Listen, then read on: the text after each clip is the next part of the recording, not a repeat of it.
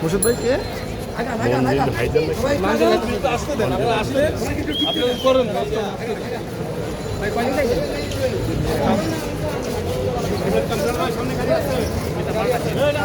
কি মঞ্জিল হায়দার নাকি?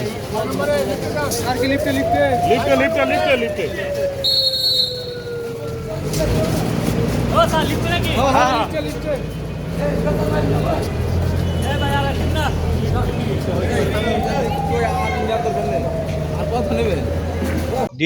ডিজিএফআই সাবেক কর্মকর্তা এবং ফ্যাসিস্ট হাসিনার সামরিক উপদেষ্টা মেজর জেনারেল অবসরপ্রাপ্ত তারিক সিদ্দিকীর অন্যতম একজন সহযোগী মঞ্জিল হায়দার চৌধুরী, তাকে একটি হত্যা মামলায় আজকে তদন্তকারী কর্মকর্তা বিজ্ঞ আদালতে উপস্থাপন করে 7 দিনের রিমান্ড প্রার্থনা করেন। মামলাটি হচ্ছে নিউ মার্কেট থানা। এটা বৈষম্যবিরোধী ছাত্র আন্দোলনের সময় নিউ মার্কেটের 1 নম্বর গেটের সামনে ছাত্র জনতার আন্দোলনে পুলিশ, যুবলীগ, ছাত্রলীগ এবং আওয়ামী লীগ কর্মীরা ওই আন্দোলনের কর্মীদের উপরে আক্রমণ করে এবং গুলি চালায়। সেখানে ওয়াদুদ নামে একজন আন্দোলনকারী নিহত হয়।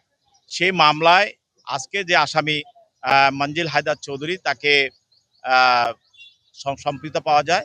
তারপর ইতিপূর্বে তার বিরুদ্ধে 5 দিনের রিমান্ড ছিল। সেখান থেকে তাকে আজকে আবার জিজ্ঞাসাবাদ করার জন্য 7 দিন রিমান্ড চাওয়া হয়। তার পক্ষে তার আইনজীবী ছিল, তাদের বক্তব্য শোনার বিজ্ঞ আদালত 5 দিনের রিমান্ড মঞ্জুর করে তাকে জিজ্ঞাসাবাদ করার জন্য তদন্তকারী কর্মকর্তার হাতে ন্যস্ত করেন।